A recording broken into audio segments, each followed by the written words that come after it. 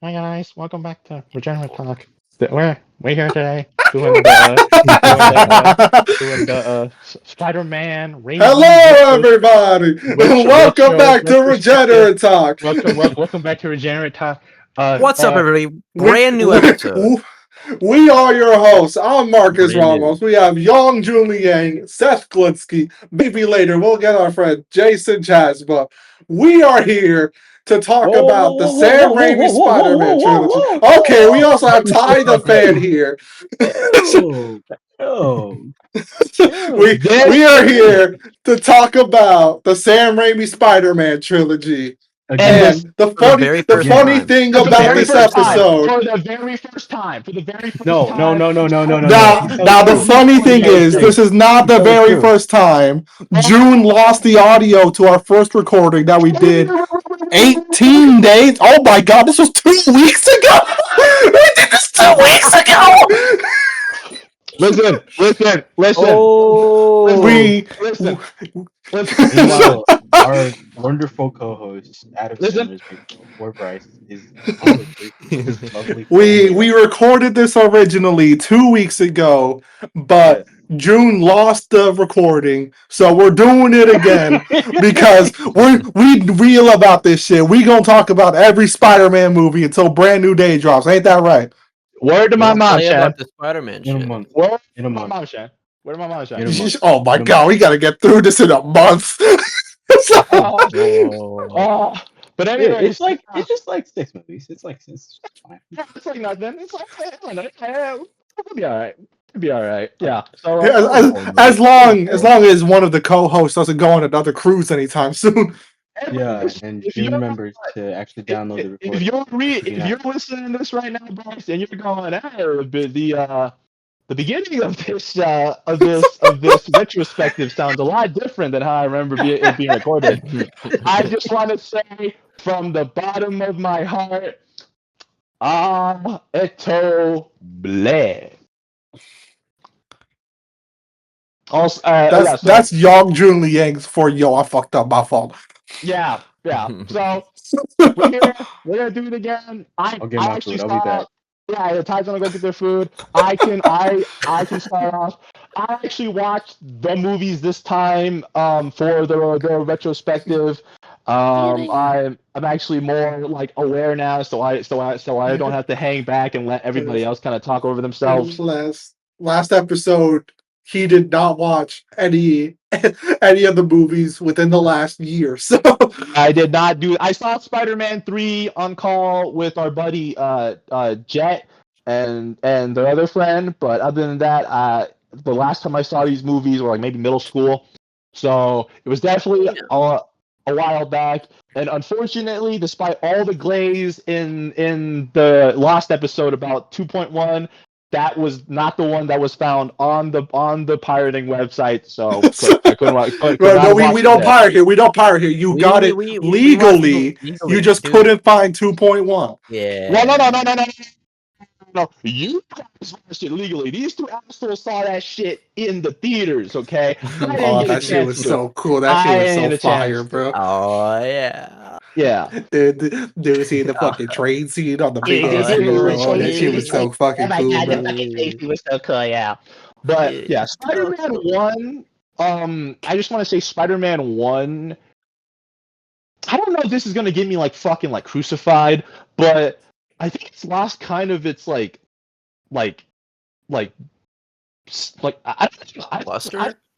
luster. I don't think about Spider-Man 1 as highly as I do when I was like a kid nowadays. I think it's kind of just like okay now. And I don't know if it's due to the fact that it's like I'm so used to, because it's like I'm like the person here who probably has seen like maybe like 10 superhero movies in like my fucking life, right? Like I'm like a comic guy. I don't watch any superhero movies, so I'm so used to like the movies that I have seen kind of just like jump straight into like just like the superhero already like pre-established and stuff, that it's like going through like the motions of it was kind of like off to me, because it's like I'm so used to like I was so excited about like the Batman by like Matt Reeves, because like when you see Batman in that movie, you're just already he's already pre-established. He's already ready to go. He has this whole thing. So it's like seeing Raimi Spider-Man, and this is totally on me because it's like for the time it was this is like hot, fresh, and new. But to me now, it's just like it feels kind of off, like following Peter through like establishing himself as Spider-Man.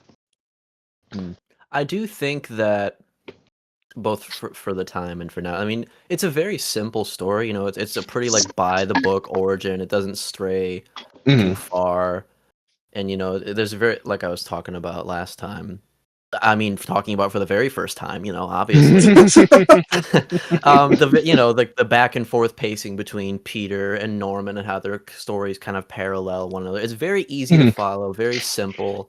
Yeah. But I almost kind of think it's enhanced by the amount of detail that goes into that, like the wardrobe stuff at the Thanksgiving scene, and just so many little touches that kind of elevate it to a higher plane for me, at least. I think that makes up for like the simplicity, I think.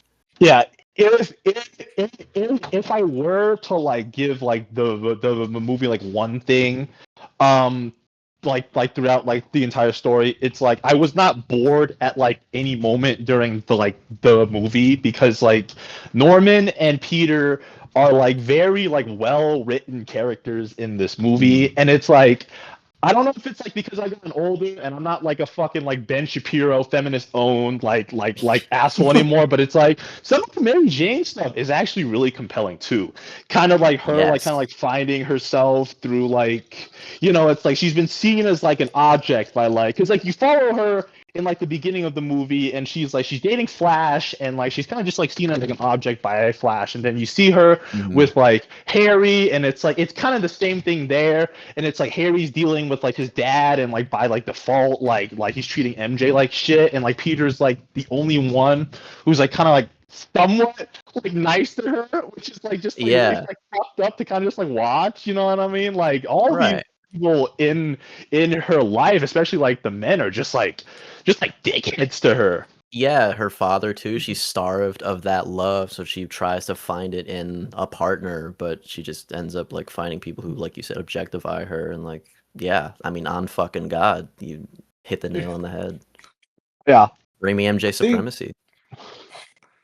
Like circling back into like this as an origin movie, like you said, you didn't really like how it was by the numbers, but I think like to me, I feel like that's like the strength of this movie. Like one of its biggest strengths is how it's very like straight up, like, okay, we're doing Spider-Man's origin, no fluff, no nothing, because it allows it to be like very focused, you know, and it allows you to get nonsensical, no extra fluff. Just this is Spider-Man, pure, straight up. So is a really good entry point for a lot of people. Like for a lot of my friends that come to me asking how to get into comic books, like specific characters and stuff, I ask them like, okay, which of the comic book movies do you like a lot? Like which character? Because of movies like this. Because I feel like, especially with how in Marvel's case specifically, to where they've never done a reboot.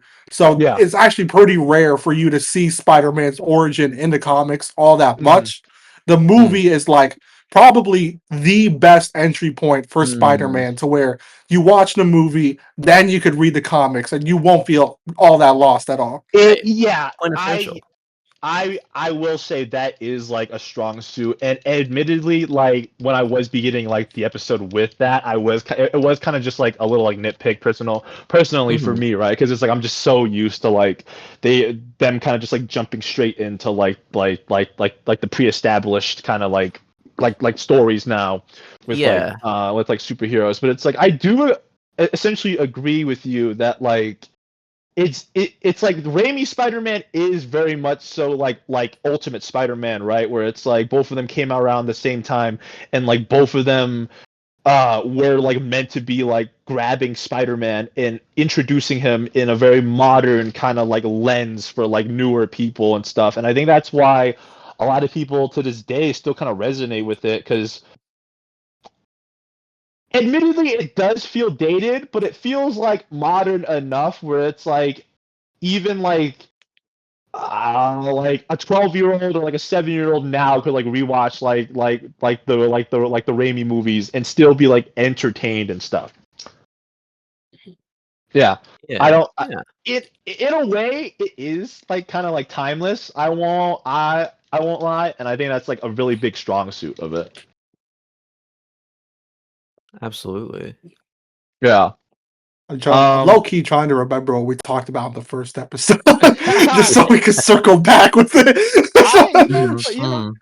Just conversation flow, man. If we aren't able to reheat the nachos, man, let's just live and let live. Let's make bro. a new Let dish. it flow. Let's let it yeah. flow. Yeah, like Let's 'cause make a it's like, new plate. dude, I really want to circle back to that like MJ shit because it's like I know we talked about it a little bit in like the fucking Yeah. like episodes, right? But in like the last episode or the first time, but it is kind of like jarring when you like read a lot of the discourse about like Raimi MJ and how they kind of like portray her to be like the worst woman like you like ever meet, and she's like MJ's a yeah hoe.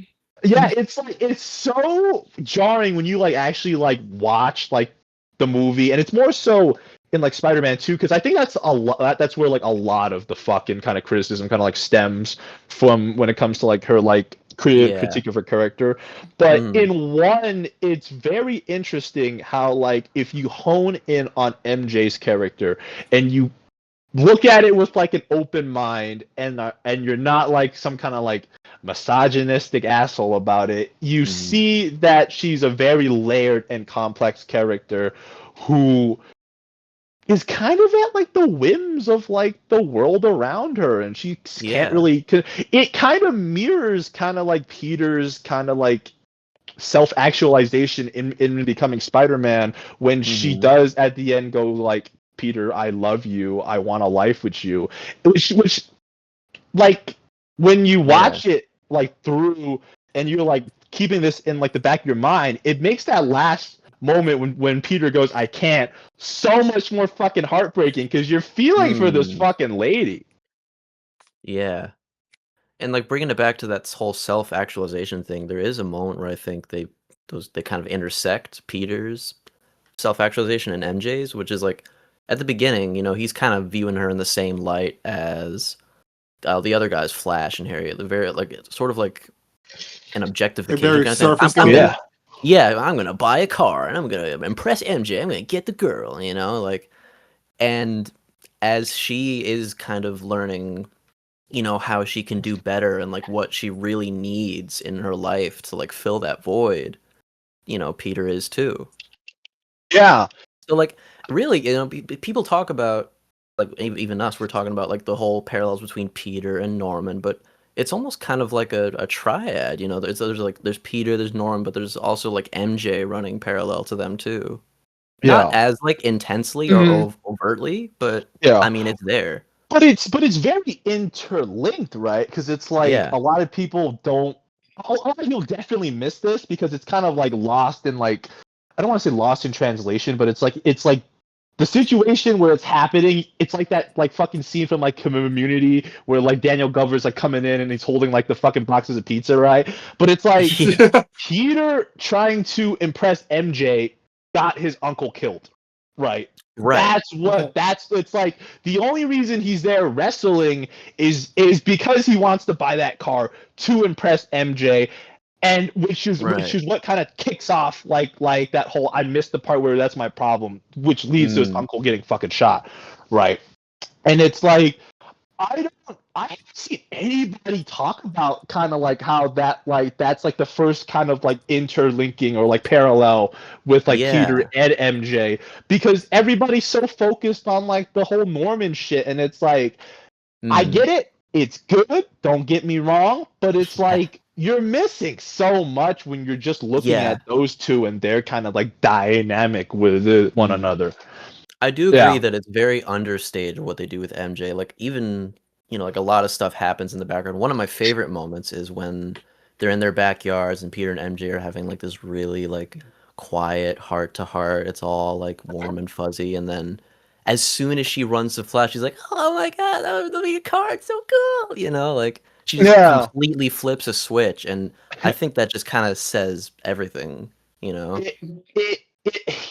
I'm gonna sound like I'm gonna sound like a chud right now, but it's like We're it talking about is Spider-Man, bro. It's impossible not to. that is very true, but it's like that is kind of fundamentally like MJ's character, and for like the Mhm. longest time, I I couldn't really wrap my head around it, like how like a lot of people were calling her like the most accurate MJ in the history of fucking like every adaptation and whatnot, right? Because it's Mhm. like I wasn't paying attention to all like the little like bits and pieces, like you said, Seth, where it's like she's Yeah. putting on like this like mask and disguise, like how comic MJ does with like Mm. partying and stuff to kind of distract from the life that like you know Right. the horrors, the fucking horrors Oh, and shit. oh, Yeah. the abusive dad. I don't know. Like Oh, her comic life is fucking insane, bro. yeah, Mm. yeah. It's actually kind of toned down in like the movie, admittedly, but it's like Of course. it is kind of nice to see like Raimi knows like his kind of like shtick and stuff when it comes to like okay, what are the bits and elements that I'm from the comic books that I'm attaching to these characters? Yeah. Right. Yeah. Did we talk? Did we want to talk about Norman?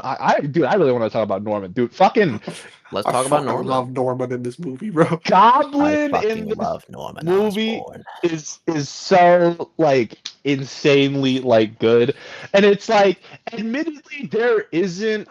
I don't know if this is like the right thing to say, but it's like compared to like I might get like fucking like rocks thrown at me, but like he's a very compared to like the other villains in like this trilogy, he's very kind of like basic in a way where it's like you see like bits and pieces of him, but it's nowhere near like Otto in like how like kind of like deep he is as like a character, right? You see Mhm. Norman kind of like struggle with like, oh, okay, you're kicking me out of my company. I don't have funding and stuff, and then he just decides to just start blowing shit up, and it's like that's not necessarily a bad thing, right? Sometimes you just want to Mhm. have like that like bad guy who's just bad because he's just like you need a bad guy, you need him blowing shit up.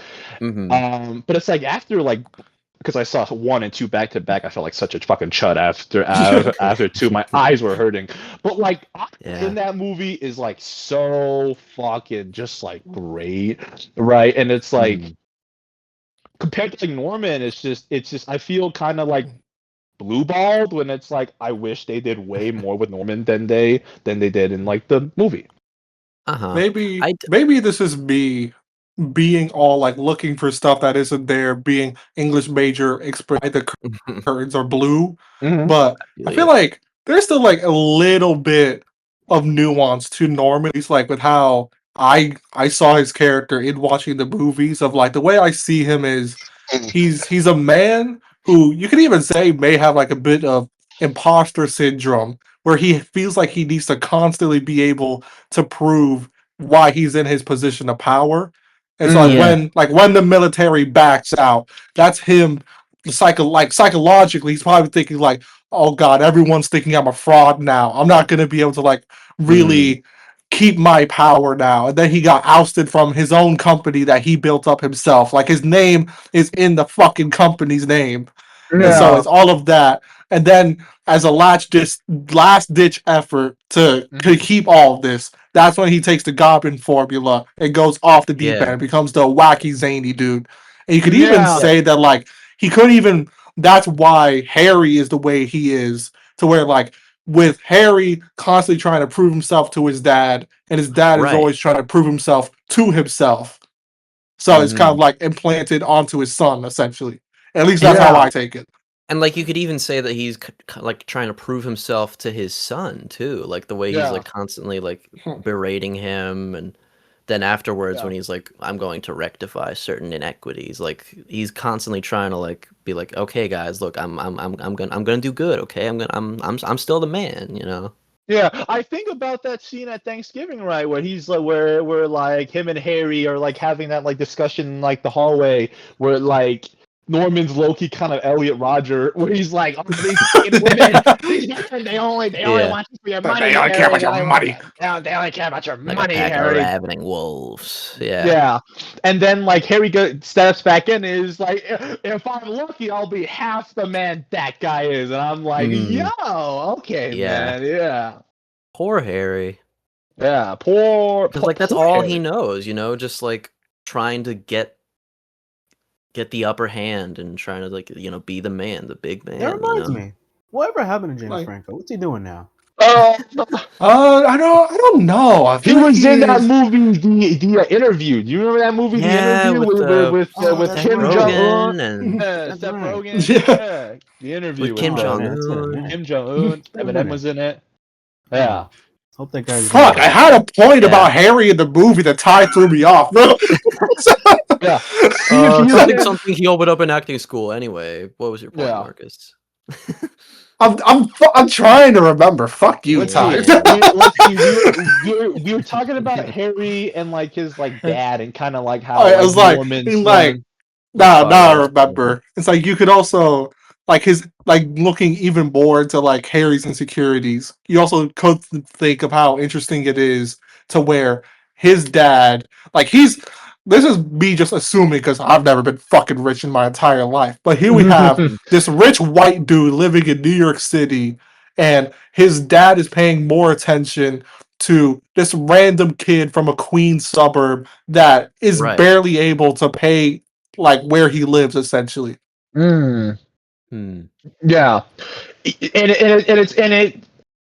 Okay, I don't know if this is like the right thing to say, but it's like there's also like parallels between what Seth was talking about with like Norman, kind of like feeling kind of like I gotta be the Goblin because everybody's gonna think I'm a little bitch and pussy, and like then you see it in his son, right, where it's like his son now is like, damn, he's treating Pete like an actual son more so than he's doing me. So it's like Harry lashing out is like, I want to say it's kind of like a precursor to like everything that happens in the other two movies, right? It kind of gets the ball rolling where it's like Absolutely. Harry eventually does end up in the same state his father's in by like the beginning of 3 because of this kind of like what you're saying, Marcus. It's like Norman's struggling with like self-identity and like self I don't know what's self-worth, and now Harry's struggling with self-worth, and they're like constantly feeding into each other in like a negative way. Absolutely. Yeah, man. Watching the movies is It's actually funny really what good. that'll do. Yeah, wow, oh my god. It's kind of like and June is probably gonna hit an old brother because I just read this a couple weeks ago. But like I read like J.F. Davis' run on Spectacular Spider-Man, where like that had like a multitude of story arcs, but there was one overarching narrative thing where it was Harry having one last hurrah as the Green Goblin, and it was within those stories where the insecurities were on full display. Like I vividly remember how before he took the plunge, took the Goblin Serum, and really became the Green Goblin like his father, he was having like these mini battles inside his own mind where his conscience was trying to fight against becoming the Green Goblin and like basically fighting against his father's programming to where Yeah. like good way to put Harry is just chilling in his living room watching cartoons with his son who is named Norman, and then like the next panel is basically just all black, him like in his mind, and the ghost of Norman Osborn, his father, going like, "You're gonna raise your son to be weak, like how I raised you to be." It's like shit like that. Yeah. And then like other parts, you have moments where in his mind it's Norman and Peter as Spider-Man fighting for control of like how Harry should be. So like Harry just like as a character, both in the movies and in the comics, he's just like very racked by an identity crisis to where Yeah. he can never truly pin down who he is as a person. Yeah. Well, Yeah. I will say it is kind of interesting because it's like you think because it's like you like mentioned Child Within and stuff, and you mentioned kind of like how like Harry in the comic and Norman in the comics is like very like similar to like Raimi like the Raimi counterparts, right? Like they're like beat for beat, and it has me thinking it's like that was probably what Raimi was kind of reading as like a kid, right? Was like that DeMatteis type of kind of like run and stuff that that really like leads into like this really like accurate and wonderful story about like the dangers of like being an asshole to your kid, right? Because it's like I might be getting ahead of myself, but it's like I think about how like if Harry didn't stumble upon like all that goblin shit, right? He probably would have had an easier time. Can you guys hear me right now? I'm seeing like Yeah, the green. we can hear you. I'm seeing the fucking green things when I'm, but I don't know if you guys were talking, but it's like Yeah, no, if they're just weird and inconsistent. it's like that scene from 2 at the end where it's like he stumbles upon the goblin shit, and that's really what sets off his actualization into New Goblin. But I think about how like if he didn't, maybe it probably would have turned out different, you know what I mean? Like he was already grappling with like the fact that like Peter is Spider-Man, right? And it's like you see him even after Peter is still friends with Spider-Man and he's still like taking pictures for Spider-Man, Harry still cares about Peter, right? He tells Ock to like not hurt Peter, just to like get information out of him. And it's like Raimi did it in a way where it's like he had the battle in the mind, right, with between Peter, his like love for Peter, and like his like yearning for his dad's love in like a very subtle kind of way, right, where it's like you see Harry find out Peter is Spider-Man, and then you see him discover like you see him kind of discover like the goblin information. Ty, And we're having a conversation oh, here. no, we're not talking or anything. What's up? What happened? You go We're having you go on June, watching keep your the train of thought. Don't lose your train of thought. But it's like you see kind of like this like beginning of an internal battle for him when he's looking at the goblin serum, right?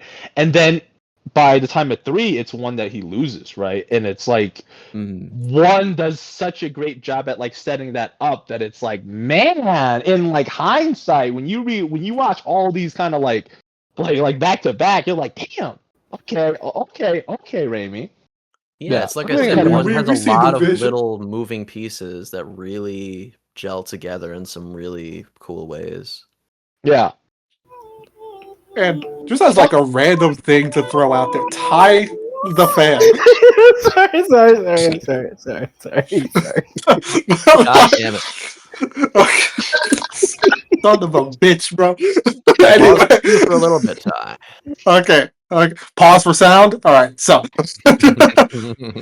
like something that I found like kind of interesting, just a little funny in rewatching these movies, like as an adult, because I haven't seen these movies like June since middle school. Essentially, was in my mind for some reason, I guess, probably because he does joke more. In my mind, it was like Toby's Peter as Spider-Man was a little more serious, while Andrew's was like a little more unserious and more quippy. So like that's why like I gravitated to him more as a kid.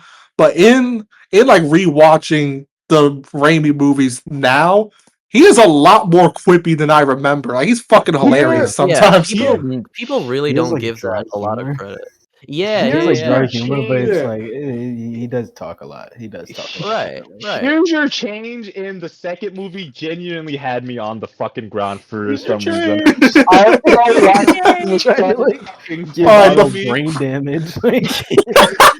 Like, Fucking Spider-Man 3 was like, you didn't know I'm the sheriff around these parts. Like he's a quippy dork, bro. Yeah. It's dorky. And like it's Yeah. befitting of that incarnation of Peter Parker. You know, he's probably the most awkward one we've seen, and the quips reflect that. Like, by far, he's just awkward yeah, all around. Like, yeah, and I love it. it's so. It's so silly. Yeah, like that fucking line of him going like, "Yeah, I had to beat an old lady on the street for this." Yeah. It's like, Like, what? it's like funny when you just grab like the screenshot of it, but it's like seeing it in like play out in like the actual scene. It's like, why the fuck would you say something like Yeah. Kind of knows it too. To be fair, that is some shit a New Yorker would say. Like that is something I would say. Like if I'm late to a family gathering, I'd probably say some shit like, "Bro, I had to fucking beat up a 6-year-old kid to grab his can of soup, bro." All right. And like that's reflected in the movie too. They all just kind of no sell it. They all just like chuckle it off, and Aunt May's like, "Oh, well, I'm glad you're here." And then just move on. Yeah. Yeah. One thing I do want to talk about before we, I don't know if we did want to start moving on to 2 is just Kinda how just blending them all together. That, you know what? Like this. Honestly, at this I point, like this blending. I like this blending, man. Yeah. Yeah. We don't gotta do we don't gotta do like this like the structured bit. Let it flow. This is ultimate regenerate talk. This is ultimate regenerate talk, man. And we won't be canceled after 2 years. This is OG Ultimate. Yeah. Yeah, but like one thing I want to like really like comment is like that like scene where Norman is like telling Peter, he's like, "Yeah, man, they they love you right now, but like eventually they're gonna start I was throwing just like gonna say, cans in of beans Spider-Man, at you." good for them. Eventually, they will hate you. Yeah. Yeah, and it's like you see like, and it's like you see that immediately, kind of like I don't know about immediately afterwards, but you see like the hate for Spider-Man eventually do start up. But like one thing that I don't hear people kind of like talk about is like how like by the end of the movie they prove Norman wrong by like throwing shit at him while on like Right. the fucking bridge and shit. And it's such a wonderful kind of like moment because it's like I remember like the conversation, and then I remember like the immediate hating somewhat afterwards after that conversation. But I forgot that they started throwing fucking like beans at like Norman on like like the fucking like glider and shit. And I'm like, oh, that's a very neat way to like prove Norman kind of like critique Norman's like point. Yeah, and I And, think like- like there's nuance to it too, because it's not just like, oh, you were wrong, Norman. People are good. It's like because like there is kind of a hate train for Spider-Man at first, but the people come around. It's like it kind of pokes the hole in Norman's logic, and that like things ebb and flow. It's not quite so absolute. Yeah. And it's done so kind of like subtly too, right? It's like there isn't that moment where like Peter's like, "Fuck you, Norman! You're so fucking wrong. I'm so cool in Spider-Man." No, it's like they cool in Spider-Man. It's like they show up when Peter needs it and they help him out. Yeah. Like something that I really like about this trilogy that like I can't really speak on the Amazing Spider-Man duology because those are the movies I remember the least, but I haven't even seen them. I know it's definitely not that true in the Homecoming trilogy of like it does feel like New York City is like an actual character in these movies to where like the civilians just doing random shit like when Spider-Man first showed up and you get the on the street interviews of what people think about him or like when they stand up for him both in 1 and in 2 to where they have a distinct personality to them that you don't really feel in other movies. It's sort of like fucking Spider-Man Homecoming with that one scene. It was like, "He does a flip! Yeah!" Which was like 30 seconds long. Yeah. Well, I will say though, It's kind of relegated to like a montage. Well, I will say though, in one, something that always like kind of makes me, and I'm talking about the Amazing Spider-Man one. Something that always makes me tear up is like the ending, or not the ending, but like when Peter goes to fight the Lizard, and like the police shot him, and then like they have the cranes come out as he swings up to Oscorp. I'm like, oh, that always gets me. It always Yeah, gets me misty-eyed. Like that. I that is really have to that is rewatch that that movie is because I gold. do It's not so fucking good. remember that. The spirit scene is It's so weird. good. It's It's so weird because good. like I rewatched, even if I rewatched it yesterday, I still like I can't remember it. You know, it's like I don't know. What? Those movies. It's like, at Well, least no, in my case, I haven't seen well, it since listen, like I'm elementary school. exaggerating. I'm exaggerating, but like I don't know. They stick the What? lead for That like me. blew my mind. That like No, blew my mind when I was a not kid. that scene, not that scene. Just Oh, like the movies in general. You know, really? Yeah, they just like Really? blink on you. like I remember. I Damn. don't know. It's like I feel it's like I might always be on bits and Bryce's side pieces. here. I don't know. It's I feel like I might And be he's on not Bryce's even side. here. Yeah, I know. That's what I'm saying. Like Ah, damn. Advocating for him in his stead. But no, it's like Yeah, it's not, and not to make this a fucking TASM but episode, it's like but like I don't know, it's not to like knock the movies or anything, or like the quality of them. It's just I don't know, they stick the least for some reason. Just it's in terms of like raw memorability. I don't know. yeah. Anyway.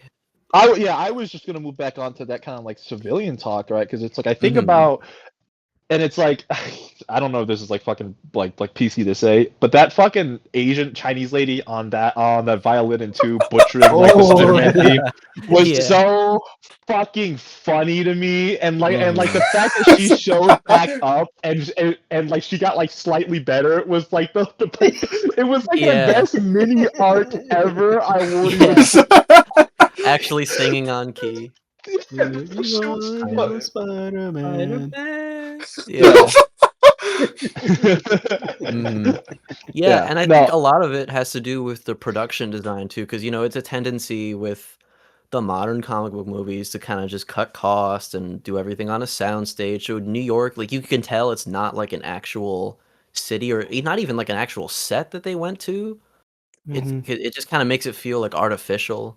Whereas Mhm. with the Raimi films, you know, they went on like the Paramount lot or the Warner Brothers lot and actually like built everything or you know Mhm. went there and shot everything on location more or Yeah. less. And I think that helps make it feel more like a character because like you know you're actually seeing it there. There's actually things in the environment that are interacted with, and like they get really silly with it too. One of my favorite things is during the initial chase where he you know web swings for the first time Mhm. and the the mugger's getting away, the robber, like he just drives into like a bucket of like plastic balls, colorful plastic balls, and they're just going all over the place. It's like it's Of so course, a New York extra. staple. Yeah, of course. It's just like And such an extra way of showing like, hey, yeah. this is actually like a real city. You know, there's just shit lying around that's prone to you know getting knocked around. You know. And I would say what also helps is I think, dissimilar to really most of the Spider-Man movies aside from the Raimi trilogy is that they were legitimately interested in not just Peter's supporting cast, but the characters outside his purview Mhm. and Hmm. really building a story around that, like you said, Drew, because it's not just about, Peter. It's also about, like, I think one of my favorite, like, smaller tertiary characters that just had, like, one scene. It was like little Henry in Spider-Man Yeah. 2. Like, he sets up this Yeah. whole Yeah. thing. Yeah. He completely changes around Peter's arc, and it's things like that Right. we see it less often. We see it way less often, especially Yeah, for sure. as we get to like the Homecoming, the home movies, and the home Hmm. trilogy. And I would say even now, like broadly, a lot of films coming out in the 2020s are pretty disinterested with narratives that are pretty tertiary to what the protagonist is doing and what the protagonist has going on. Yeah, And I it's think like it's really every important because character has to be it's like a Chekhov's gun or whatever. Like, yeah, oh, we're gonna yeah. see this character in the next movie. Like They even the have to have dual a flip guy, purpose. they put him Yeah, in they have to have a Shang-Chi. 'Cause, like, purpose. yeah, Yeah. they couldn't just like be there to be there and like there's no happenstance anymore. There's like the whole Henry thing that's like happenstance. Like, he's like, oh, I like Spider-Man. Where'd Spider-Man Hmm. go? And like Yeah. it completely turns things around just by happenstance, you know. Yeah. A lot of it is because it's like I think about how like a lot of times it is because I think about like the Henry moment a lot, but I actually think about how like Peter just kind of just like talks to like a lot of like the civilians too, right? Like he saves the Hmm. kids in like two, and he's like play safe, and then he's in the bus and he's in the elevator, and he's like, He's talking to that guy, and he's like, "Hey, cool costume." And he's like, "Yeah, man." And it's just like, it's like, Yeah. it's so like, it's like a minute of conversation, but it's so memorable because it's like when you kind of like contrast it with like Peter falling like from like the fucking sky onto a metal vent or some shit, right? Yeah. It's like there's that moment, and then you just have like. And then you just have this like small moment of dialogue before he like goes back and he's like, "What the fuck is going on?" That like makes it so like memorable to me. Mm. Yeah. Yeah. So we talk I mean- about the other guys. Yeah. The other like the other fucking, because like we haven't really talked much The other about guy. Doc Ock yet. Oh yeah. I mean, Marcus, what we trying to speed this through, man? Come on, let's free. No, just trying to keep. We had a bit of a pause. I'm trying to keep the momentum going. Yeah, no. We can talk about Ock. I'm just saying, like, dude, if we're talking about Ock, I'm gonna be here for a fucking minute, dude. I love that guy. I love that guy, dude. That dude was some fire, man. Really? I didn't think you would eat him up like that. Not gonna lie. No. You didn't think I'd fuck with Ock like that? I mean, maybe that's me projecting because I don't. I mean, looking back, I don't really like. Like, I like him, but I was like, like I was gonna say, because this is something I think I brought up the last time, which is that he is kind of a more layered villain, but we see the setup and we see kind of the fallout, but then he just kind of fucks off for the middle of the movie, and we don't see him at the end. Yeah, my whole thing is I really like him as a villain, but it's just that he has such little screen time to where there are moments where you completely forget about him, and then you get like it's just like some random soap opera B plot, which is like the best part of Spider-Man stories in general. So I don't think I'm knocking it. But like you have the soap opera, and then it cuts to a 30-second scene of him smoking a cigar, building shit, and then back to the soap opera. Exactly. It's Shakespearean, but I just don't know if it fully worked for me because I think at least compared to Norman, there was like a, I don't know. I just really like Norman. Not is as like much as an the active standard. presence in the narrative, and I don't think it necessarily detracted from the movie because I think he contributes to the narrative as much as he needs to, and is beautiful and everything, which is very little. But just very little. Admittedly. I mean, but like you said, like it just happens to bringing it back to happenstance. It just happens to impact Peter a lot and like mirror, kind of speak to Peter's journey a lot. But it is weird that from a pacing standpoint, he's just not much of a presence in parts of it. Yeah, I will say that is like a very valid point. It's just that like to me, it's like every single time he was on, he kind of like stole the show. So it's like I don't like it's because it's like I get what you because it's like looking back at it, I was like. Yeah, he was in slightly like less scenes than I thought he would be, but it's like every single time you kind of see him, there's like always some like cool shit happening. That it's like, oh my god, Hawk is like the coolest fucking dude in the history ever. Like, because he did have a strong screen presence. I think about the bank scene. Molina's fucking dynamo, dude. I think about the bank scene. I think about the fucking like even like the beginning scene with the fucking the collider. I think about him meeting up with Harry. Definitely the fucking train scene. But it's like it's like every single time we see him, he's just so kind of like good that it's like I can forgive like the movie for not showing him as much as kind of like Norman in like the first movie, because it's like I'd much rather have kind of like Peter's soap opera B plot shit than I would like 10 minutes more of like Ock screen time. Right. I feel like they said everything they needed to say about Ock. Yeah, dude, because it's like how you guys were saying, because it's like how I was like kicking Norman down in the first in like the first couple minutes of like Regenerate Talk, where it was like, he's kind of simple, he's kind of basic. I just wish they did more with him. But it's like with Ock here, they did less with him, but it feels like they did more because it's like they got what they needed to say with him, and then they just kind of let Peter do his like thing, and then they cut back to like what Ock's doing, and they're like, "Hey, Ock, man, it's fucking still badass." Yeah, And you're like, you remember this guy? Yeah, he is. He is badass. Hmm. Yeah. So yeah, that's how I feel about it. But what are you guys' thoughts though?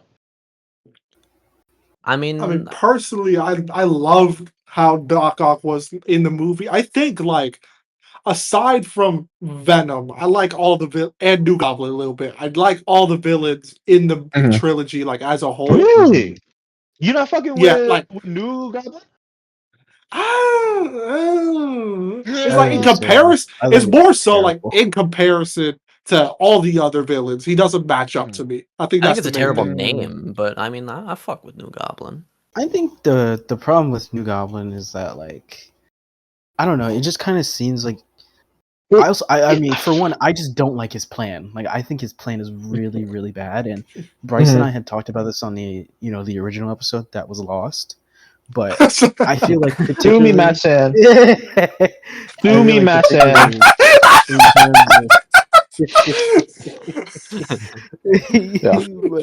But I just didn't like how with New Goblin and Harry's arc, really, Mary Jane just became like an object.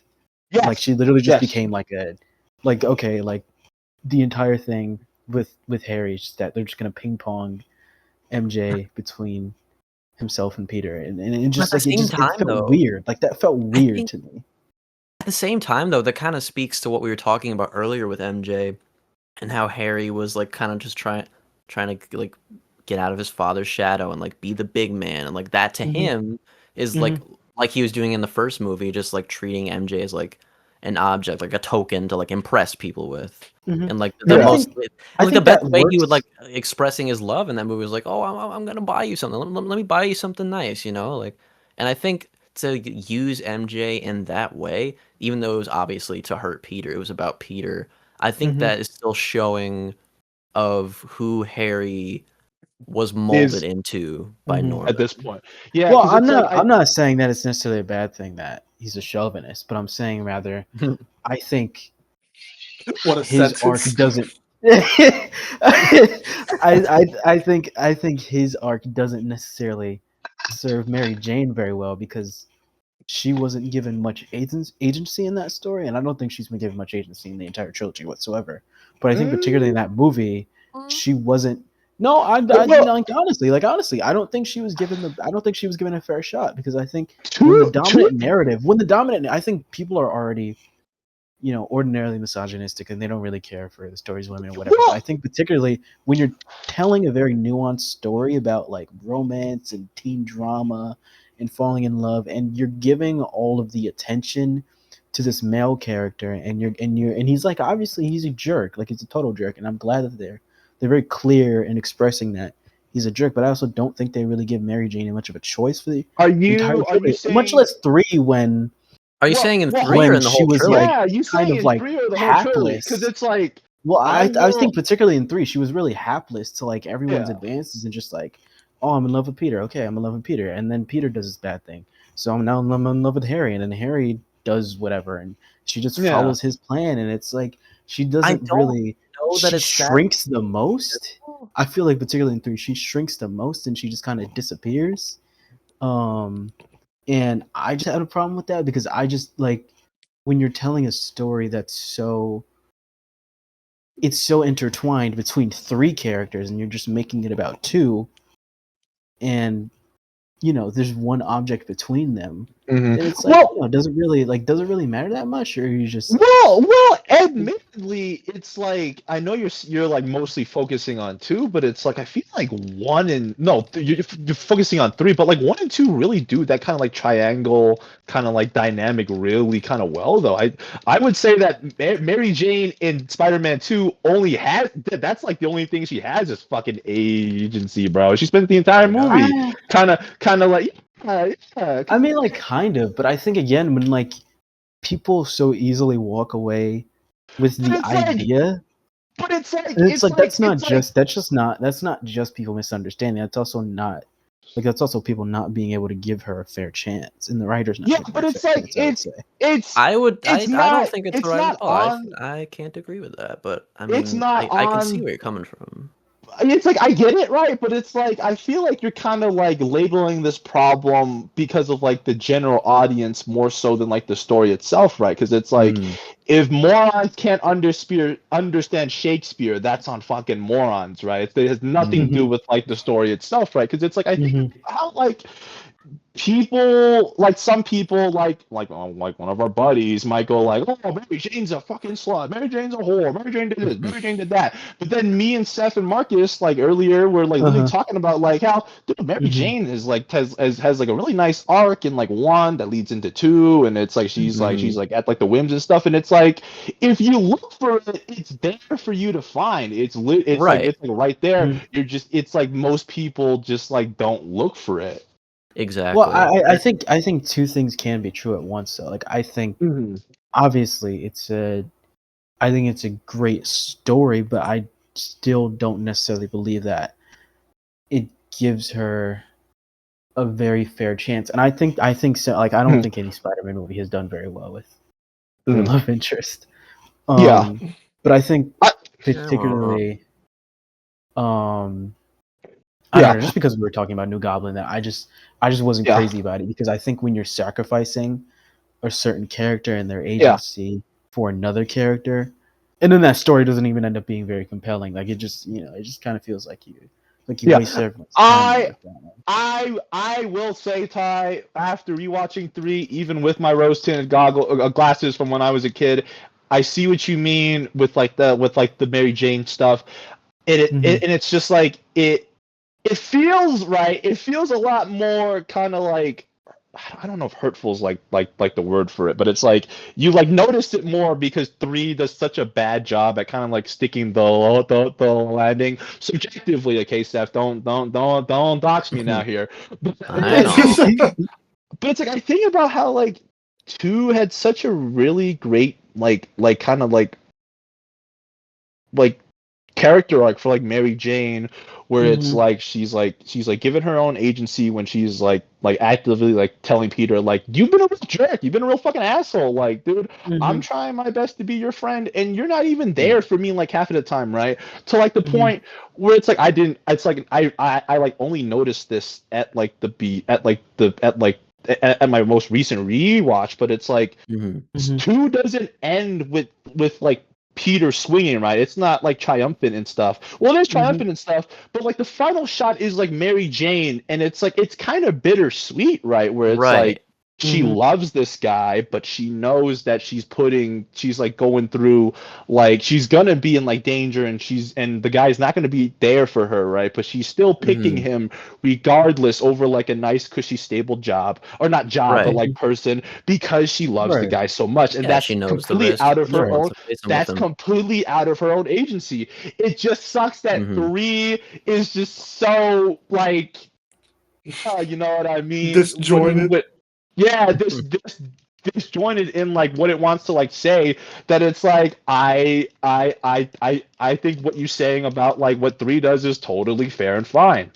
I think what you're saying about MJ's agency too, it's a good lead into 3, because I personally think that, you know, obviously Spider-Man 3 is about like characters like wrangling with their worst selves and like how to rise above that, and I think that happens to MJ too, which is, you know, like you said, MJ, you know, she made this commitment to Peter despite the risks, despite the possible pitfalls. She made this big commitment, and she's just not getting enough back from him. And because she's starved of that love again, she kind of regresses into that kind of like people pleaser MJ from the first movie. Like, oh, I'm gonna go see what Harry's up to, and her whole demeanor kind of just flips like a switch again. She's all like fun and cheery, like Spider-Man 1 MJ again. But like, you know, she wakes up at the end of that. I don't think it's necessarily that her agency is being taken away as much as just like she's like, I don't want to It's say like a back and forth. relapsing. It's but like Hold on, a Seth. back Hold and on, hold on, something hold on, along hold those on. I have a lines. question. Seth, I have a question. Yeah. When was the last time you watched a movie directed by a woman? I man. Okay. What's wrong with you, man? Listen. What are we some kind of What are we, fucking some like kind Democrat? of Listen, man. Keep it civil, all right, man. What is this? What is yeah, this? U.S. man. politics? Keep the slugging But match to the WWE stuff. yeah. Yeah. But yeah, no, I do think that it holds water, though. I understand what you're saying about agency. By comparison, I think a lot of the characters end up going through like more weird behavioral stuff than in the Yeah. first two. But I think it's to the credit of the whole overarching theme of, your darker half and like your darkest self and kind of trying to rise above that, even if it means regressing into something that we already see, in which, depending on the viewer, mileage can vary. Like I can understand Oh, Yeah. definitely. Like retread certain you're things, like but I, squeezing but, all the juice out of this one. yeah, but to me, Yeah. I don't see it so much like a retread, like oh, that we're doing this shit again. Like I think it works to the movie's credit that we see these characters kind of, have to kind of build themselves back up. I mean, like, I guess what I would say to that is like, compared to the first two movies, where like you can clearly see MJ going through a sort of metamorphosis, whether it be forward or backward. Particularly in two, where they give her a lot of time to like, we're seeing what's going on with her. I think in three, you described her entire story that happens almost entirely in the background, aside from her first scene where she's kicked off the play, and that really sucks.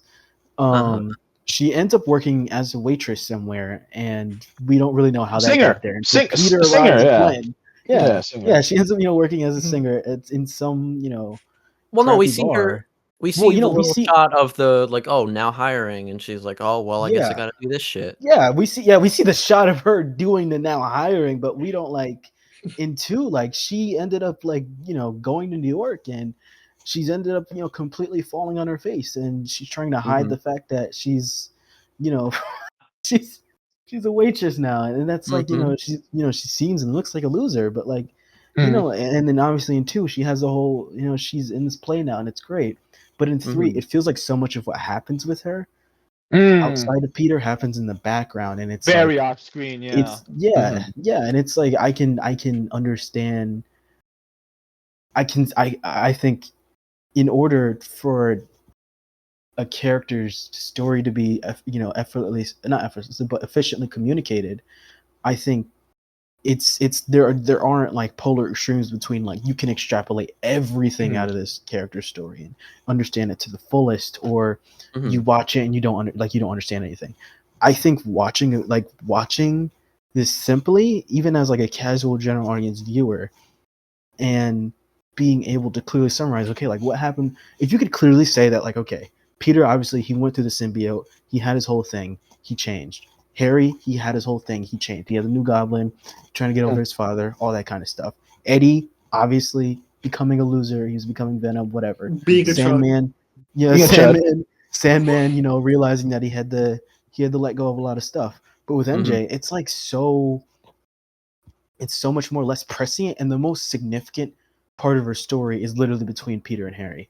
And that's what I'm trying to say with that, is that like so much of it, like when I say agency, I also mean like just the very idea of her story being like a major like significant part of the film just being almost completely erased. Like no matter how important she was, or how the decisions that she ends up making towards the beginning of the film or towards the end of the film are, no matter how significant those are, what happens in the middle and what's packed in the middle just feels like it's so thin that you can just like you can barely see it. You barely see it.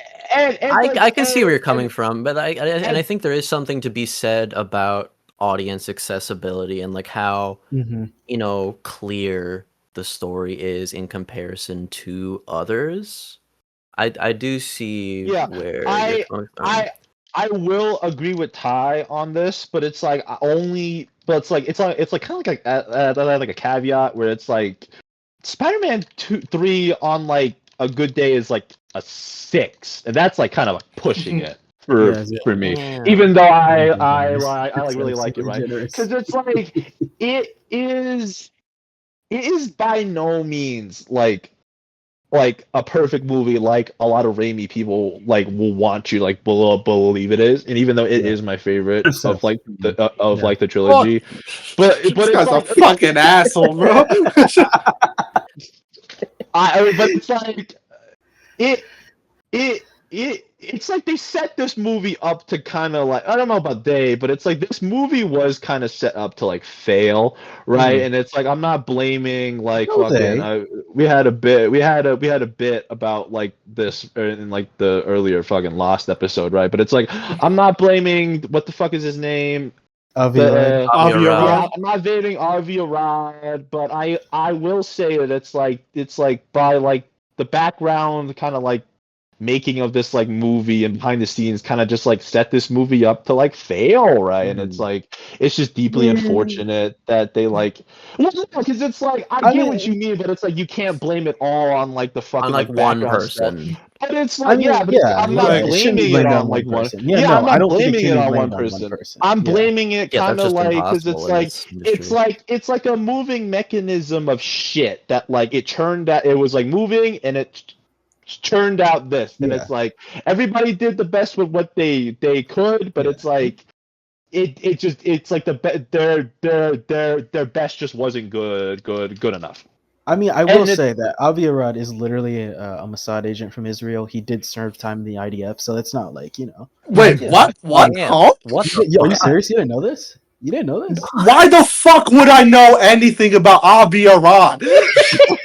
He actually served time. Why are you saying it's like it's common fucking sense that I would learn in a history class? Like I'm fucking sitting there front seat. Hey, did you know Avi Arad, producer of Spider-Man, was in the IDF? No, bitch, no.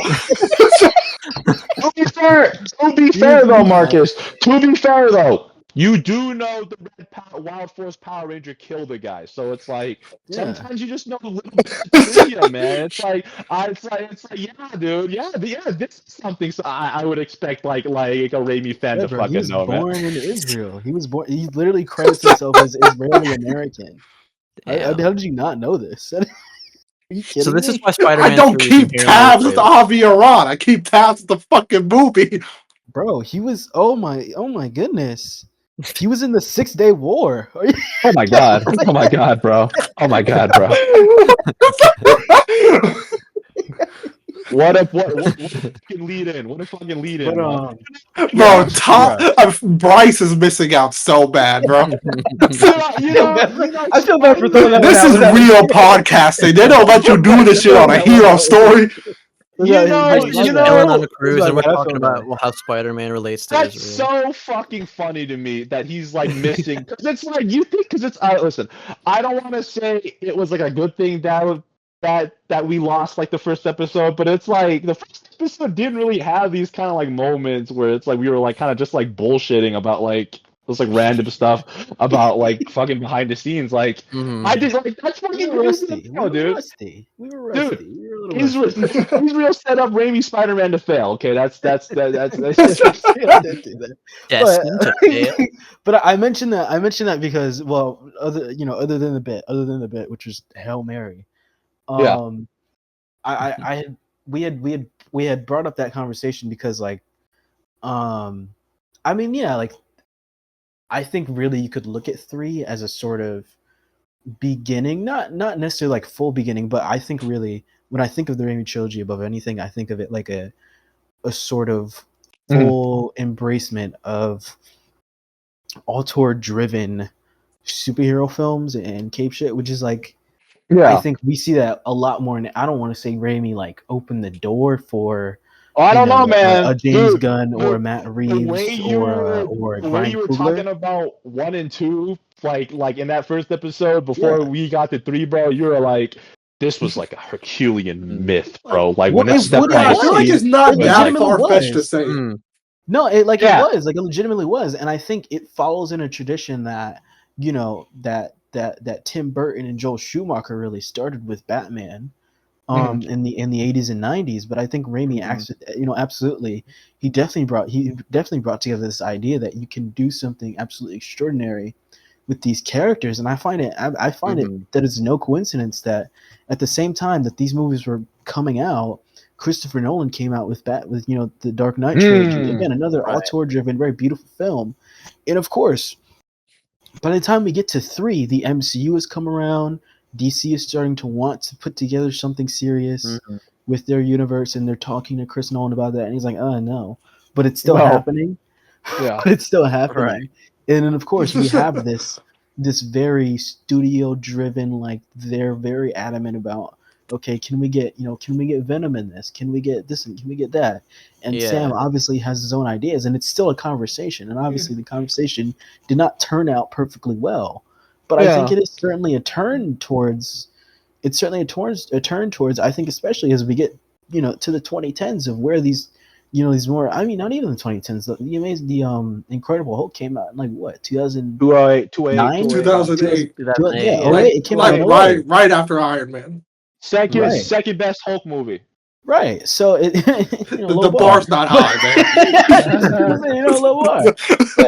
But I think certainly like we were seeing a sort of shift in the genre and how the genre was starting to find itself, how studios were starting to really find the money in this genre and not fully recognizing that they were so successful because of the auteurs behind them and how much they cared about actually making films and not just selling toys. I think I appreciate 3 a little more. I appreciate 3 a little more, and I appreciate the trilogy a little more when I see it like that. But I think certainly viewing it like that, as opposed to like the dominant era, like Iran from Israel ruined the whole thing. It's like right. You really see it a lot more with the TASM movies because those are just like up and down from the up and down, like literally. And then you get Crooked Kevin. Crooked Kevin. I mean, for all the love that I heap onto Spider-Man 3 and will continue to do so, I do think it's interesting to think about like how indicative it was of what was to come for the genre. Yeah. But it is interesting you mentioned like the auteur part because I remember. I'm gonna preface this by saying I heard this probably it's 2026, probably 11 years ago when I was in fucking elementary school. But wasn't the whole thing of like Raimi never wanted Venom in the first because he's more of a Ditko guy. Yeah, when it comes to the Spider-Man era. Vulture. It was always supposed to be Vulture. So like he barely knew like jack shit about Venom to begin with, right? Yeah. Admittedly, it's like fucking Gavin J. Knopf, an acclaimed writer of Spider-Man Lotus would acclaimed is a strong word. Which we are covering in this series. You just wait. Yeah. We are covering it in this series. I wasn't in the contract. You think that ass? If we have time. Oh my god! Was this shit in the fine print? I didn't sign up for that. Crooked Tie meddling the contract over here. Crooked Tie. Todd, you mean to tell me that we're going to cover Spider-Man Lotus? Yeah. We're not watching that fucking movie again. But the fucking Spider-Verse movies are just not being covered. Well, no. I said those are both they're animated movies, and animated movies are for little kiddies. We could watch them like a trilogy. You could watch them like a trilogy. What kind of fucking trilogy is this? Actors up to some bullshit? That's true. Like the trilogy of main Spider-Man actors that are horrible people.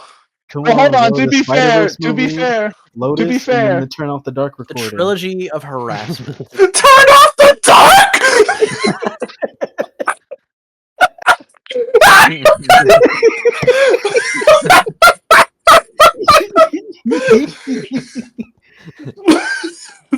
Okay. Fucking tired of you, bro.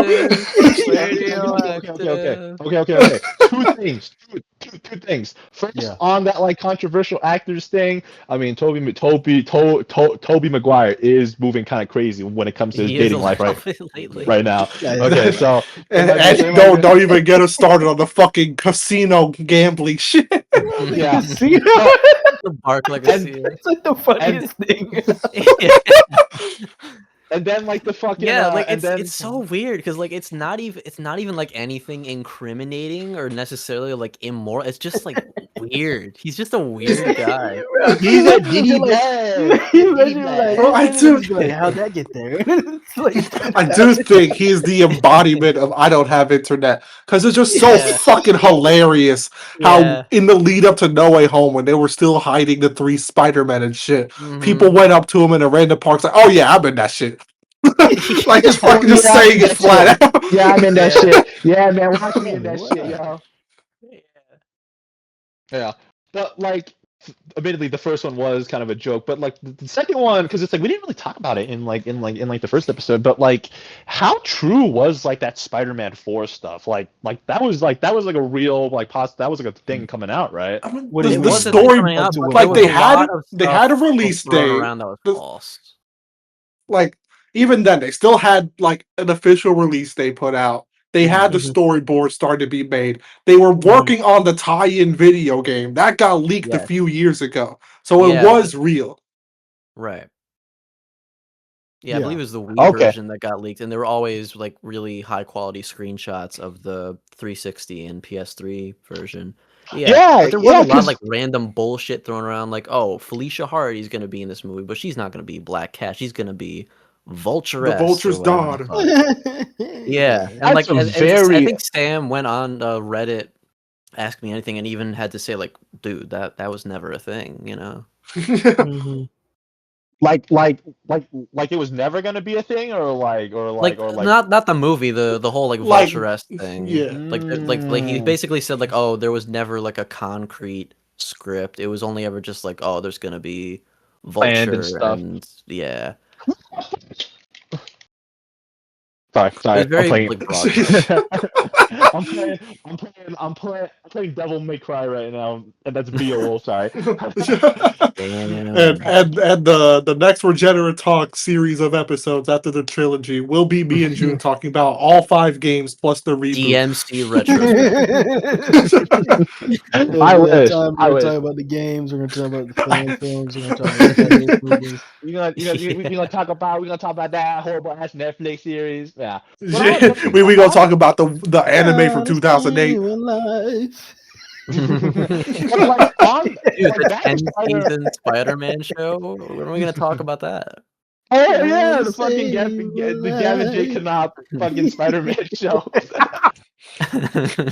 Talk about it like it's real.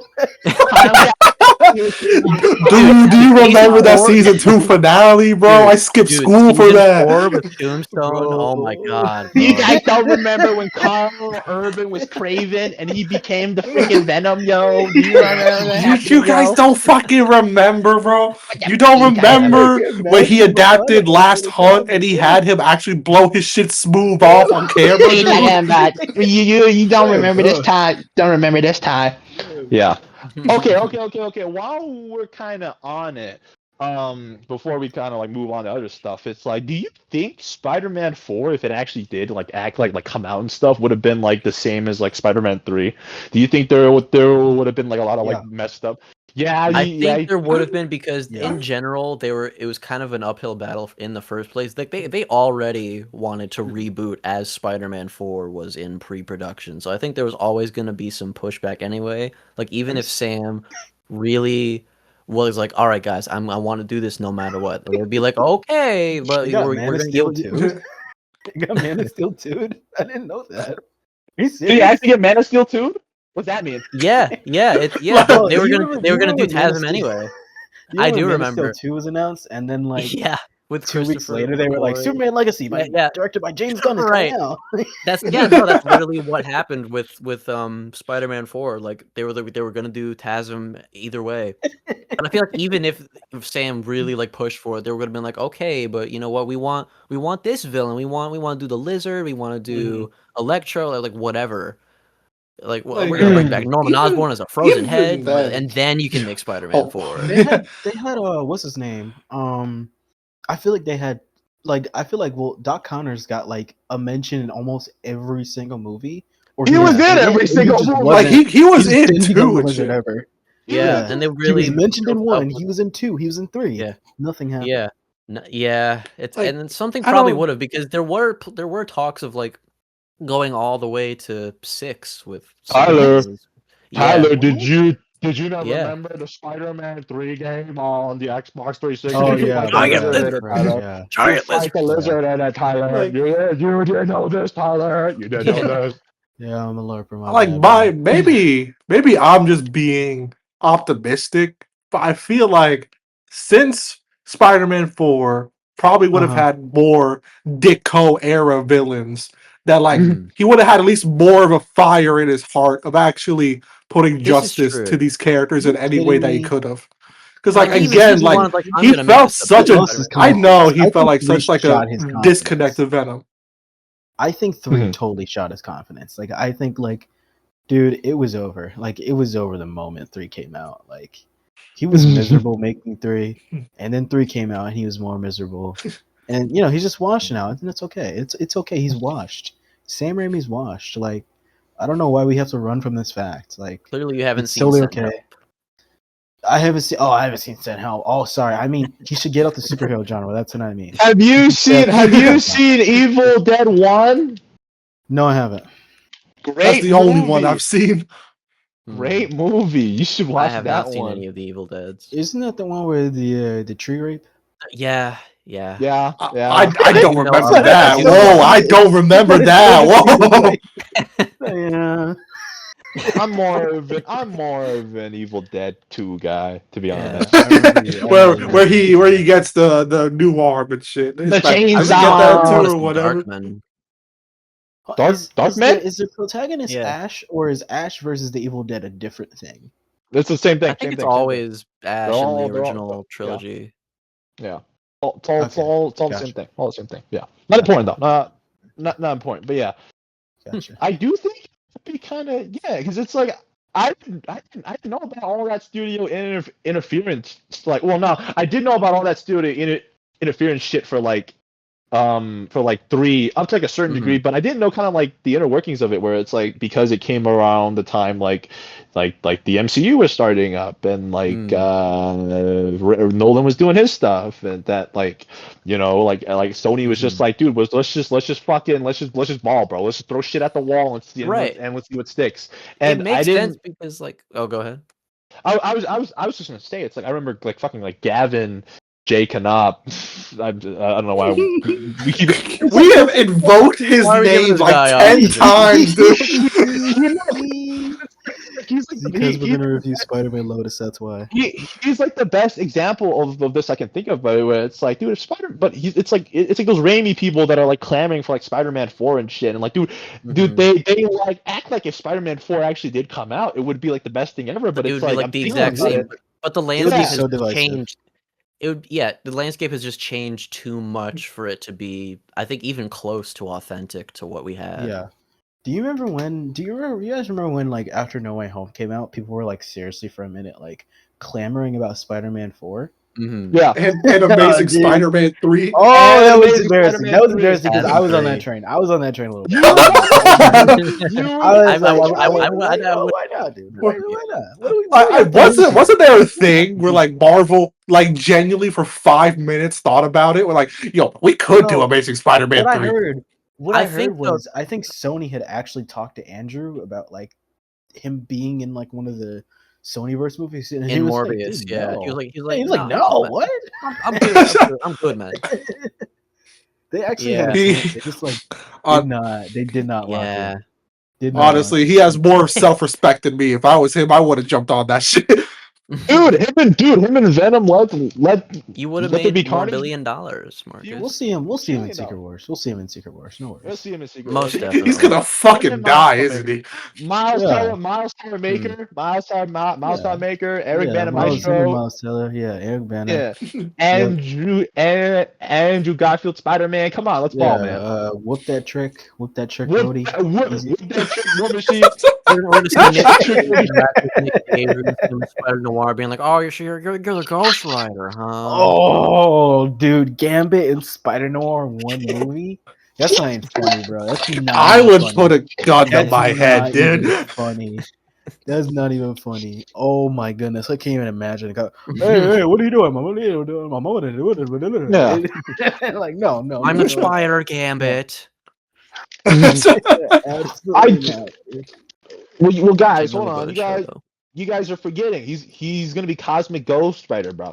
Oh Like, yeah, think, right. like, he's gonna be Cosmic Definitely. Ghost Yeah, I hear that's Rider. exactly what happened at the end of Spider Noir. He just he became He just became burst the into Cosmic flames. Ghost Spider. He just burst into flames. Yeah. like Place. the final episode, they blew all their budget on Galactus showing up, and he became his herald. It makes sense. I think he actually became a giant spider or something like that. Or like there was man There spider. was, I'm pretty sure yeah, man and that was his spiders origin. It in was the like show. World War II experiment. No fucking Oh my way. God. Are you wrapping up? We're not wrapping up. This party's still going. Let's get this party going. We're Got room not for one more? wrapping up. Got room for one Got room for one Oh more? my God. more. You fucking No, I can't lie. Oh, We Jack. got Like, room no, for one more. I can't lie. I'm sorry, Bryce. I This guess you could say episode is that- better I than guess the you could last say one, that, bro. Yeah, low key, bro.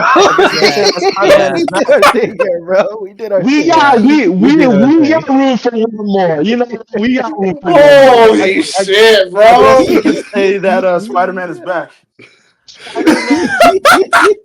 He's back. He's back. He's in.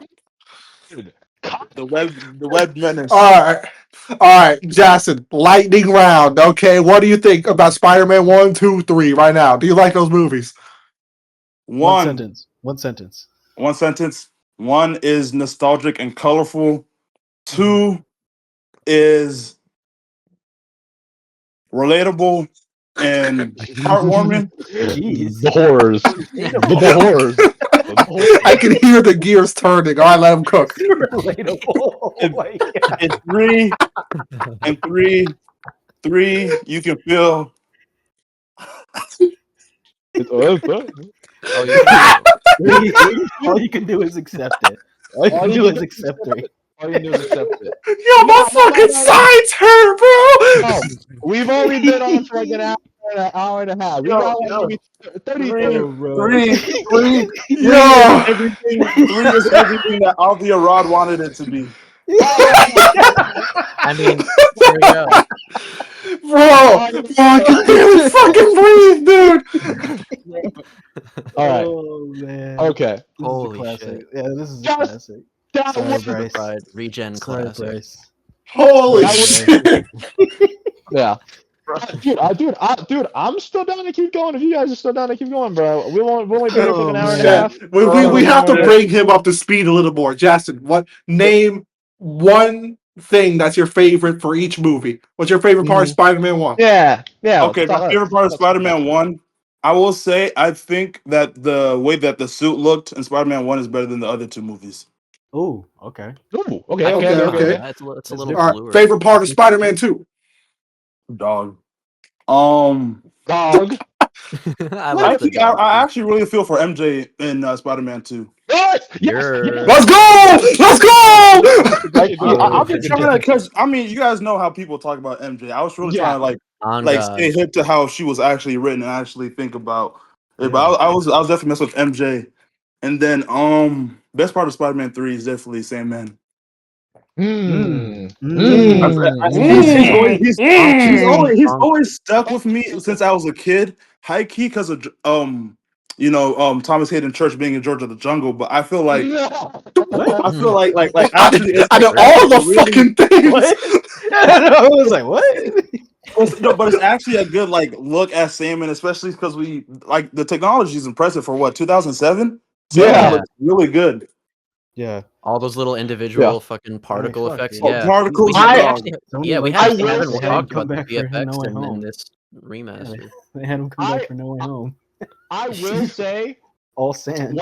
while we're on this, as kind of a lightning round, because we kind of skipped them once we started getting to 3. Sandman and Venom. What's up with them? What's up with Shit, them? he was in Over the Hedge. Oh, okay. Yeah, dude, he was. He's a fucking exterminator. Yeah. Yeah, bro, what's up, bro? I saw a tweet about this the other day Do y'all remember that part where? Okay, first of all, I cannot believe that they met for the first time like almost 2 hours and like 15 minutes into the film.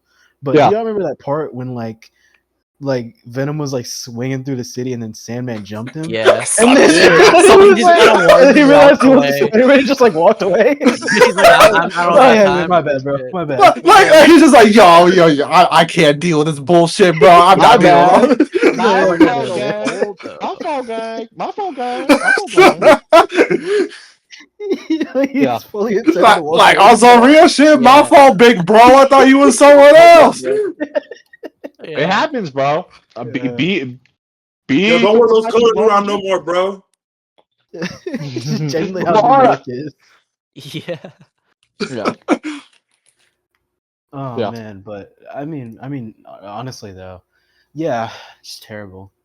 I think Venom, like, I mean, we talk about like characters being ruined by their adaptations, like pretty frequently, and like Seth, I still think you're a prick for not liking Spectacular Spider-Man Venom. But I didn't say all that. I didn't say no, I'm kidding. But the audio is lost. Like, we can't fact check anymore. I feel like Venom suffered such a profound aura loss by just being like a guy, and that guy being what's his name? A chud. That 70s show, Topher Grace, like that guy being Topher Grace. Like, but like, to be fair, that is how he was when he first started in the comics. Very early Eddie Brock.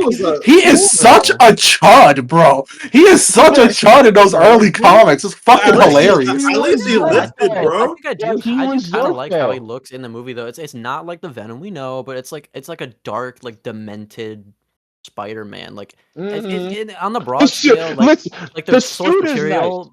Nice. The suit. It's like an interesting idea. The Venom we know, like I definitely agree. It suffered a bit of an aura loss, just like a Venom on a broad scale. But I think for what the movie was going for with Venom, I think it worked pretty well, personally. Of course you would. Yeah. I thought, like, especially from Sam, who's like a horror guy, like you would think like he would. Yeah. You know what? I could definitely give that. But like the thing is, I think they were gonna maybe that was another like Sony censorship thing. But like at the end of 3, we were gonna like see Eddie Brock's like molded skull at the end. I think they were gonna lean a lot more into it, and like the deleted scene where Peter takes off the symbiote. It's like he looks like high as shit, you know? Yeah. I don't know.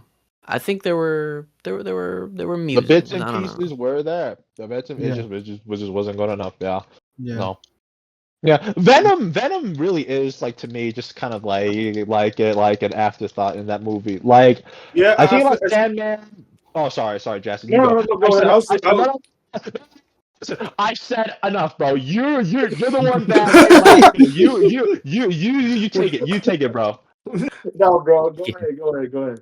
I was just gonna say, like real fast. It's like, to me, I think about Venom less than I would think about like New Goblin, and that's only because I have such like big problems with like New Goblin. That's like the only time I really think about New Goblin, and then like Sandman, because Sandman's like the only like kind of like well written kind of like villain, and that's kind of like you know what I mean.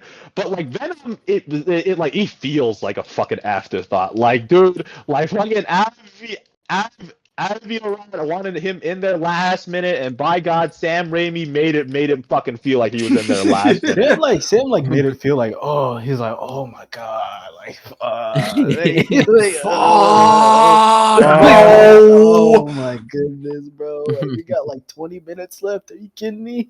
Yeah, he's like, you sure want me to win him still? Jackson, go, please. I was just gonna say, I feel like because Venom was made in like the early 90s, right? Mm-hmm, so I feel like he wasn't really like established at, like, he obviously was established. He still had those books, but I feel like it was still at a point where you can kind of do whatever you want with Venom. He's this new guy, still pretty much like people know of Venom, but you know you can. It's his first live action appearance. Yeah, whatever you wanted with him. It's it's not like Goblin or like Otto or like even Sandman to like exactly. Like even Sandman, like degree. everyone else has histories. Venom was kind of something you could like experiment with for mold and stuff. It just so happens it's like Sam Raimi probably would have preferred like if you had like Lizard or somebody else in there instead of like fucking Venom. Yeah. Damn, bro. Venom has suffered like an insane aura loss over like the past decade. Now that I'm realizing it. Yeah, the movies. I was thinking about Spider-Man 2. Like no one seems like genuinely interested in Venom. Like very rarely.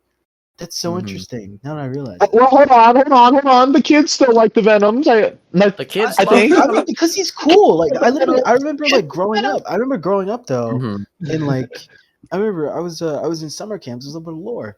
I remember I was in summer camp, and my friend had this Venom action figure, and I stole it. But I remember thinking, I was like, this thing's not too cool, man. Like it's so cool. I want it.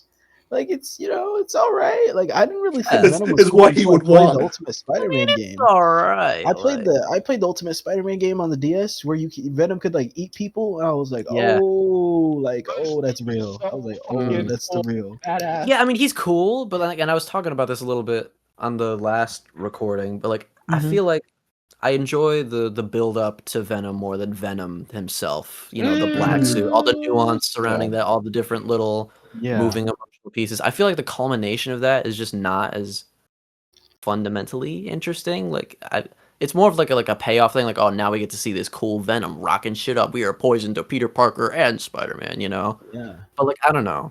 It just not at the top of my Spider-Man Rogues Gallery list, you know. Well, I heard that Todd McFarlane came up with the idea of Venom when he was 13. I think everyone should look up Todd McFarlane 13 as soon as possible. Because everyone look at his personal life section on his Wikipedia right now. Real fast. Yeah. Remember, he's the creator of Spawn. Yeah. Jackson, anything you want to add? Jackson? Yeah, no, I'm still here. Moshi. He was just pondering. Moshi. Yeah. I don't know. I feel like Gucci Mane in 2006. Oh my god! I feel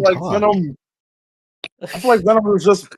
I mean, like you guys said, an afterthought. Because for the longest while, I'm like, obviously this movie has like an overbloated villain issue. I'm like, and I'm trying to think like, how would the movie be if we removed at least one of the villains, and like in every other scenario, Venom is the one where it works out with him not being there. Because like the whole black suit itself didn't need to be there, and I'm kind of conflicted on Sandman himself because I feel like I don't know if it could have been a whole movie about Harry and Peter going at it because I feel like it's kind of been the culmination of like what these movies are about, especially with Norman. I feel like I don't want to say he's been haunting the narrative the whole time, but obviously he's been motivating the way Harry acts and treats Peter. I mean, I don't know. Venom, he was there. He he was there. He was definitely there. Yeah, I mean, like me and Steph and Marcus were kind of like talking about it earlier on, where it's like Perry's arc from 1 to 2 is like really great, and then 3 is like 3 is supposed to be the culmination of that, like kind of like haunting, right? Where it feels like, so. Yeah, the way, and I obviously there's the whole James Franco to it, so I don't want to say, oh man, I wish I was there for Harry and stuff. But like, I mean, I feel like his arc and the way he actually made Harry pretty. I don't want to say sympathetic, but you could obviously feel for him, especially with the way they handled the whole Goblin Death thing. I feel like that was really interesting, and just bonking him on the head so he can basically relearn to hate Peter or something. I don't know. I feel like it was kind of disjointed the way they handle it. Plus, I really could have done without kind of like that amnesia bit. I was thinking about it while I was watching the movie, but it's like if there was kind of like this like uneasy like tension, it felt like a gimmick. It felt like a gimmick more than actual plot. But I'm saying like hypothetically speaking, it's like if they didn't run with like the like amnesia gimmick, right? Where it's like Peter and Harry in their personal lives, when they're Peter and Harry, have this kind of uneasy kind of like tension and truce where it's like, I'm not gonna like attack you while you're like fucking like in front of like MJ and shit, right? But it's like if you're you as Spider-Man, it's fucking on, right? I think feel like a lot more interesting. It kind of shares that that dynamic that Venom often has with Peter, where it's like, you know, he's stalking him in his real life. He can't be too sure whether he can be safe around Harry/Eddie kind of thing, you know? Yeah, like that would have been like really fucking cool, and it like would have added a lot more tension and kind of like nuance to like their like that like triangle of like relationship that we were talking about between like Peter, MJ, and Harry. Besides, like, oh, I remember everything now, MJ, and now I'm gonna have you be an asshole to Peter because I fucking hate him. You know? Yeah. But that's just me though. No. I definitely agree with you on that. Yeah. Because Harry's relationship not only with Peter but his dad was actually really strong. I feel like, and especially especially as a this is the last thing I'm gonna say, but like especially as a mirror to what's it called, Ben's and Peter relationship, because like honestly they both hallucinate their father figures when they're in like the lowest moment in their lives. I feel like there's a lot of like I don't know that Harry could have been a mirror to Peter.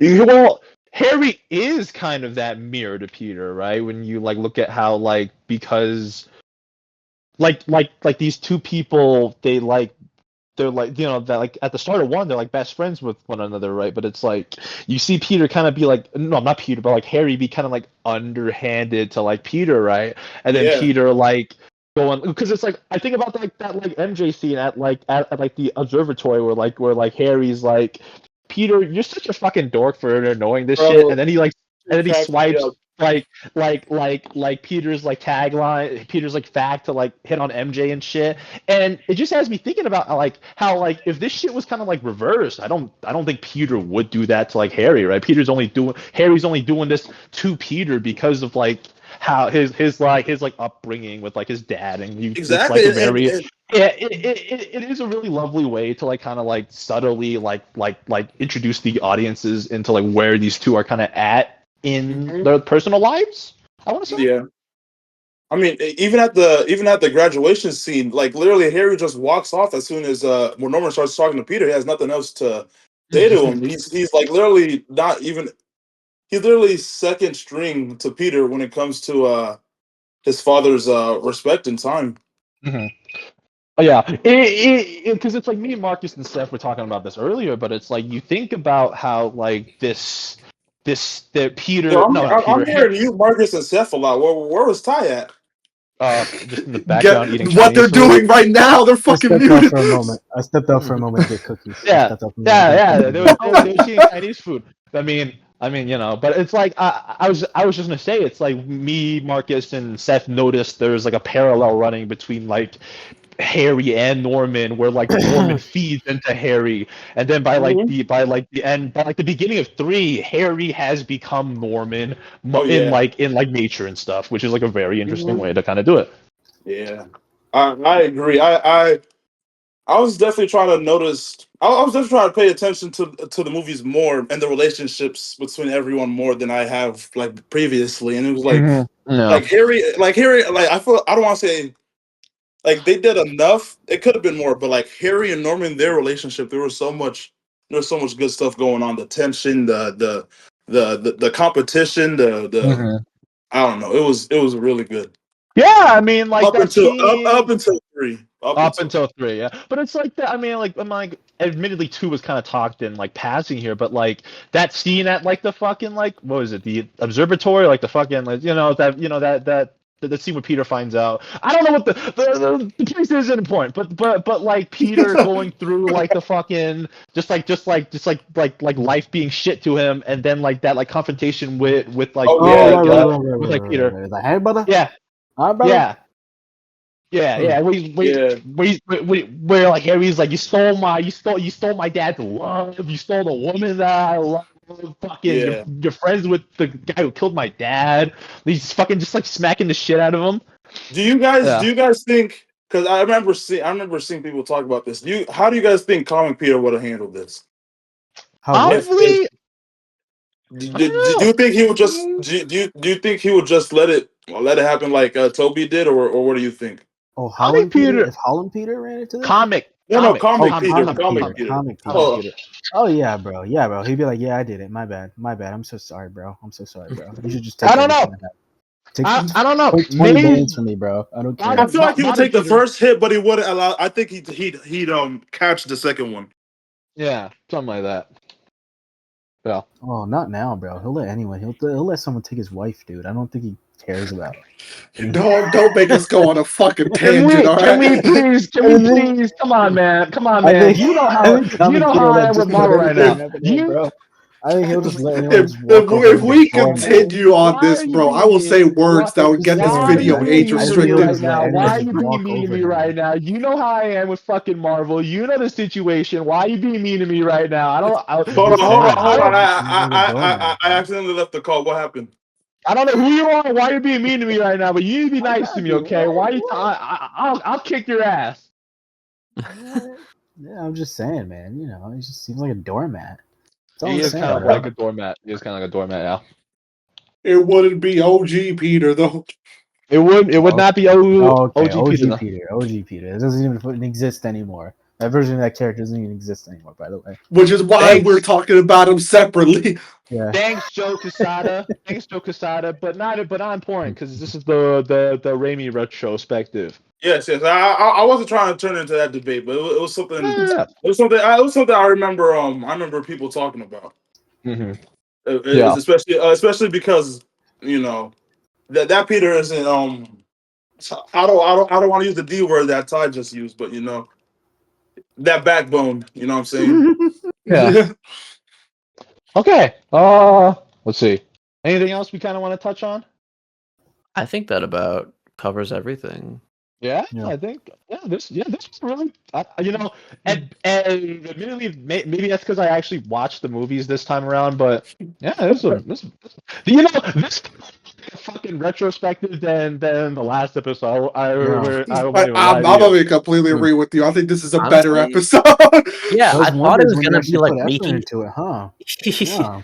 I thought it was gonna be like reheated nachos, but we actually not only like covered a lot of the bases we did before, but also kind of like we made some new ground. I think you guys about Spider-Man 4. Gonna kill you, bro. I think you guys forget. I'm just saying, man. When I put my mind to it, teriyaki Asian isn't banging fucking rocks together in a cave sometimes, all right? When Yang Junliang, no matter what. When Yang Junliang is able to use his brain for his 30-second intervals, that's when he's able to do some shit. Yeah, but Jackson for more of it though. Sorry about that, Jackson. No. It's straight, bro. He fucking came in like Venom came in Spider-Man 3, bro. Hold on. Before we go, Jackson, were you speeding on? What'd you say? Were you speeding on the roads? Was I speeding on the roads? Listen, man. No, don't answer that. No, this is going to be on a public forum. Do not answer that. I was following every single speed limit. I stopped at multiple red lights. There is not a You followed the speed limit in every traffic law, right? There is not a dead family of 5 somewhere on the road right now. Everything is well, fuck, he was not speeding, okay? I was going the normal speed limit. I came here at an expected time. And I was definitely being safe. Good. Okay. Of course. This episode is before we go into like the final things, I just want to say that this episode is dedicated to Adam Sandler as Big Wheel. He's not dead or anything, but he's gonna kill June. He might beat my ass. And then it's also dedicated to the 1980s gamer. Shout out 1980s Shout out the gamer. 1980s gamer, man. It is also dedicated to the Department of Motor Vehicles. Mm-hmm. Yeah. And this episode is also dedicated to Matthew Perry. Oh, yeah. That's so, Yeah. so unnecessary. because the black suit is an allegory for addiction. Oh my god. The black suit is an allegory for addiction. Yeah. Yeah. Yeah. Yeah, man. Okay. Mm. Well, Jackson, since you were You thought the, Spider-Man 3 was bad. you, if you were the last to join, why don't you go first and plug something cool in, huh? Let's just go ahead and shout out Comic Pimp. You know, Mm-hmm. you can find me on Instagram. Sure. When you posting again? We'll Virus see. pandemic pop. Yeah, probably. It's all about the timing. Jackson, I'll get you for an interview. I'll get you for an interview for my blog, bro. Don't worry. Oh, for sure, bro. I can't wait to be featured on the Substack. Yeah. All right, Marcus, you go. I guess I'm gonna shout out my college newspaper since I'm the president of that. I should probably do that. Google buffstaterecord.com to read our articles and watch our podcast, specifically Culture Collision, because that's the one I'm on, and we talk about a bunch of bullshit. Last episode we did comic book stuff, so if you want random recommendations, you can watch that one. Word up, son. Yeah, hell yeah. Yeah, man. Fine.